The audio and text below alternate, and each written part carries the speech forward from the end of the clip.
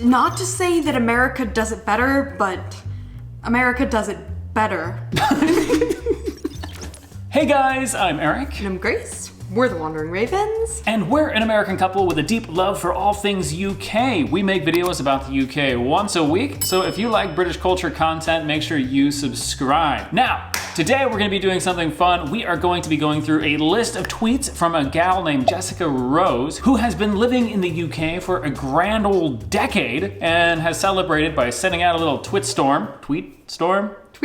Okay. Why did you say twit? Twit, it's like a dumb person. We don't have Twitter, have never used Twitter, so we're not up to date on the lingo. But she sent out a series of tweets about things that she still finds weird as hell after living in the UK for 10 years. Her words, not mine. Are you ready? Yes, let's read through this and see how many of these we resonate with. British people have rising intonation when they say bye on the phone. So it's a bouncy bye. And why do you people do that? I haven't noticed this myself, but something that we have commented on before is how British people say bye repeatedly when they hang up the phone.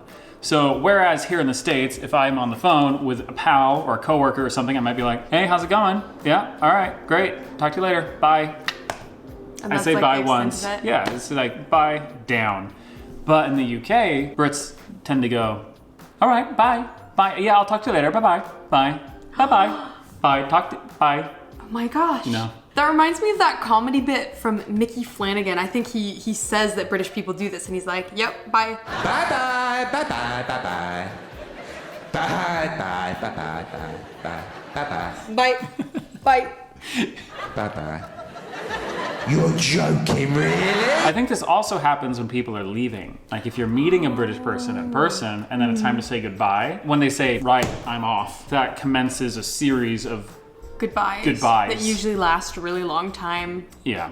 Moving on, let's see what else Jessica Rose has to say. If there is a mistake at a coffee shop or restaurant, British people will complain to everyone, but the people who could fix the issue, and if asked by those people, will report that everything is fine. To bring up another British comedian, this reminds me of that bit by, I think Peter Kay is his name. They're on their bloody main meal over here. They're on their main meal.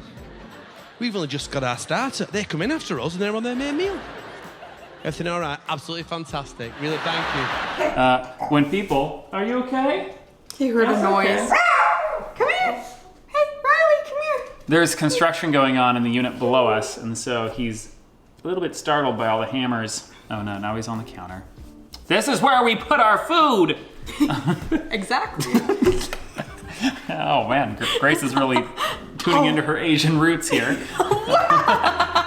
I think this is a difference between Brits and Americans because here in the States, people are way more likely to complain if they're unhappy with something about their meal. You guys have probably heard that phrase, the customer is always right. That is actually something that we believe in America. Like when we became servers at the restaurant, we were told that as part of our training, that the customer is always right. To make it right for them. And so we very much have that mentality here in the States. We also have the idea like, I am paying money for this thing, and if this thing is not what I like, then I should not be paying money for it. There's a question for you guys. In the UK, if you go out to eat and there's a food item that you dislike, can you complain about it and the restaurant will pay for the food for you? Because that's a huge thing here where if you go out to eat and something is unsatisfactory, even if you eat a lot of it, at the end of the meal you can complain and very often the restaurant will buy the food for you, which people definitely abuse that system. They do. Yeah.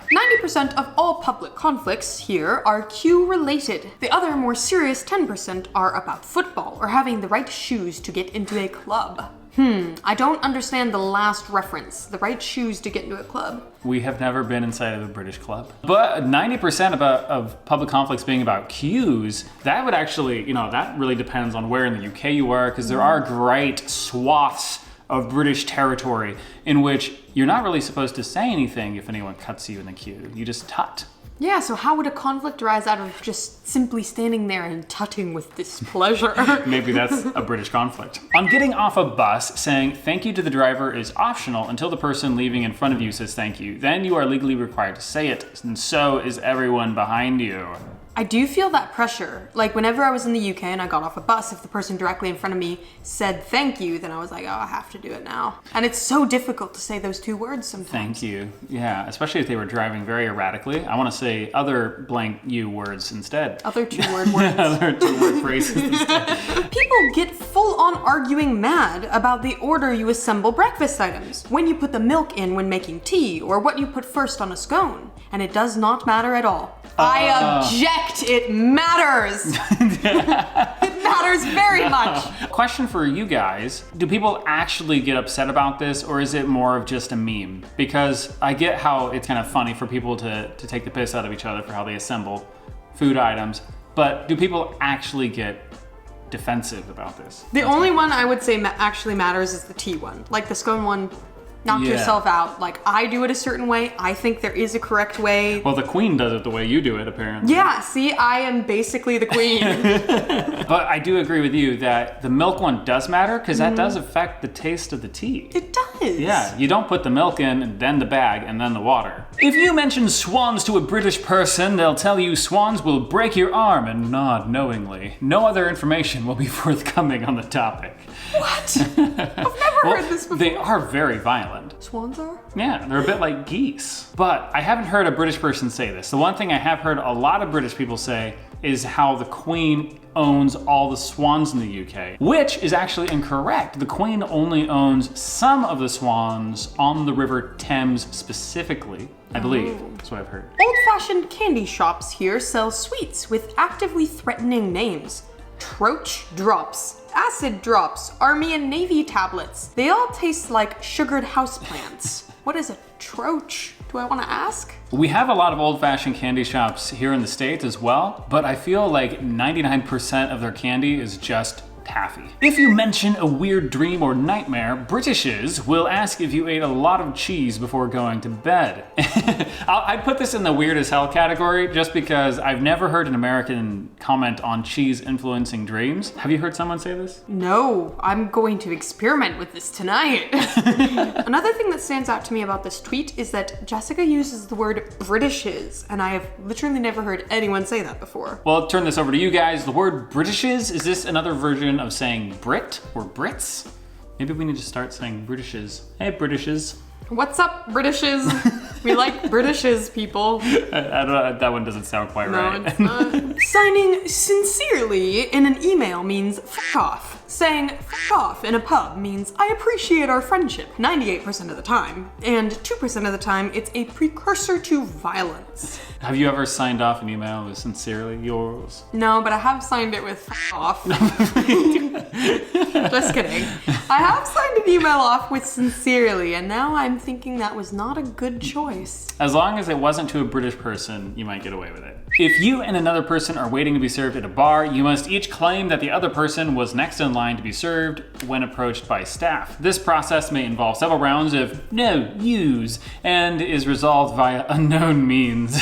Oh my goodness. This would happen to me. I could totally see this being a scenario into which I run someday and get stuck in for multiple years because me and the other person cannot decide on who to go. Just go back and forth. For eternity. And we had a situation kind of like this. Well, it wasn't in the pub, but we were at a grocery store and we were in line, clearly, and this other gentleman seemed to be trying to cut us in line, and then when they called the next person, I was going to advance because it was my turn, but then he did this no you, which then made me feel compelled to say no you, to which he said thank you, and then cut me in line.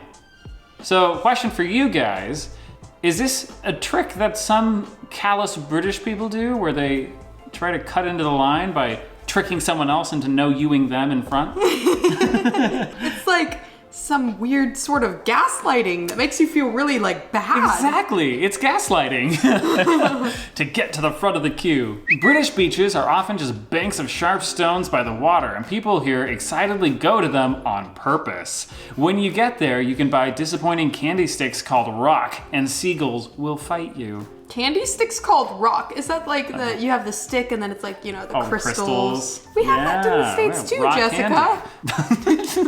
Come on. Maybe she hasn't been to disappointing beaches. Which, if you're from the Pacific Northwest, like we are, I think the vast majority of our beaches are very disappointing. Yeah, very rocky, and the seagulls will also fight you there, so got a little bit of that British spirit in them. The water is always too cold to actually swim. True story. Whenever we went to the beach when I was a kid, they tell us you can go in the water, but this water is cold enough that if you're in it for, however, like 30 minutes, you will get hypothermia, even during the summer. Britishes pronounce patronize as patronize, but pronounce patron in the expected way, and this divergence distresses me. You did it. So I must pronounce patronize the British way. Patronize. How do you say it? Don't patronize. Oh, I would say patronize. You said it with a British accent too. Don't patronize me, sir. I beg your pardon. Britishes call their fanciest private schools public schools, which is weird and confusing. Likely by design. I do think this is very confusing. If you have a school that is technically a private school and you call it a public school, why do you do that? Please, why beans on toast? There are so many other lazy foods that are actually good. Why is this a thing? I would combat her on this one. I think beans on toast sounds delicious. Yeah, I feel like this one is just Jessica pointing fun, taking the piss out of a stereotype. Because in the States, we actually have a lot of breakfast foods that have beans on them, especially anything that's Hispanic-inspired, Mexican-inspired foods. Lots of beans for breakfast. So maybe Jessica's just not from the South or from a part of the States that eats a lot of beans. People here put fish fingers. Yes, they mean fish sticks, but I'm fine with the name part. In sandwiches, which is just, why? Yeah, we have talked about this in previous videos, how British people really like putting things in butties.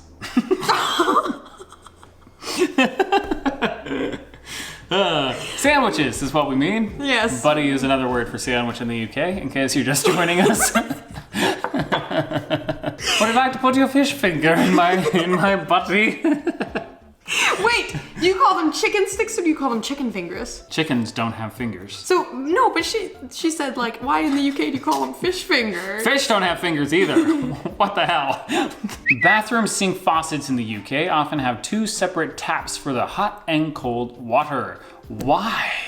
F you, that's why. This is something that definitely had us saying, what the hell, when we first arrived at the UK. We've mentioned it so many times on our channel, I probably should stop right now. But real quick, I'll say that we now understand that there is actually a really good reason for it, in that back in the day, the hot water tank, that wasn't drinkable water. And so the hot water line and the cold water line could never cross, because while you could drink the cold water, the hot water would kill you. So you had to keep those separate with the two separate taps. Couldn't have them coming out of a mixer tap. Now, of course, that issue is resolved. So I don't know why in hell British people go and build houses and install new plumbing and then put in the two separate taps. Because we have been in new houses that have two separate taps. It's nostalgia. For pain?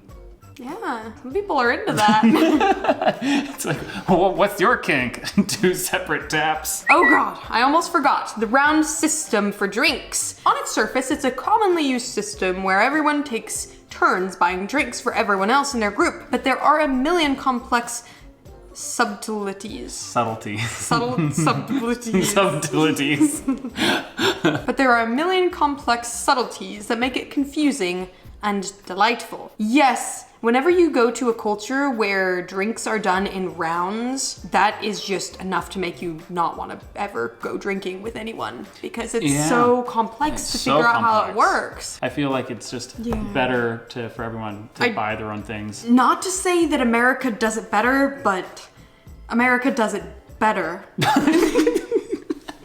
In this regard. Go Dutch. I really prefer, I think going Dutch means something different in the UK though. Oh. Going Dutch literally means splitting it equally, multiple ways. Oh no, for us, going Dutch means everyone pays for what they got. Yeah, and I believe in this system because it is the right way to do things. I hate going out with people and you get the $4 draft and then they buy the $6 bottle. Oh. And then they're like, hey, you want to split this down the middle? Or when you go out with someone and you only get one drink and they get 3 drinks and then they want to split it 50-50. Yeah. That's not very fair either. Or you get 1 drink, they get 3 drinks, and they get 2 desserts.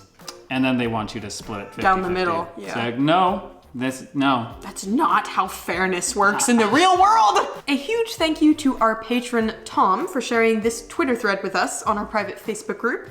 If you want to know how you can become a member of our private Facebook group, you can do that by joining our Patreon. Joining our Patreon will get you access to bonus videos, live streams, and all sorts of other British goodness. So if you'd like to get in on the action, link to that is down in the description. Or if you're looking for a free way to support the channel, do make sure that you hit the like button, because that actually does a lot in helping our video succeed on YouTube. And if you haven't already, make sure that you subscribe to this channel for weekly British culture content. We post new videos every Saturday, so click that subscribe button and we will see you in exactly 1 week. Again, I'm Eric. And I'm Grace. We're the Wandering Ravens. And we'll see you in the next video. Laters.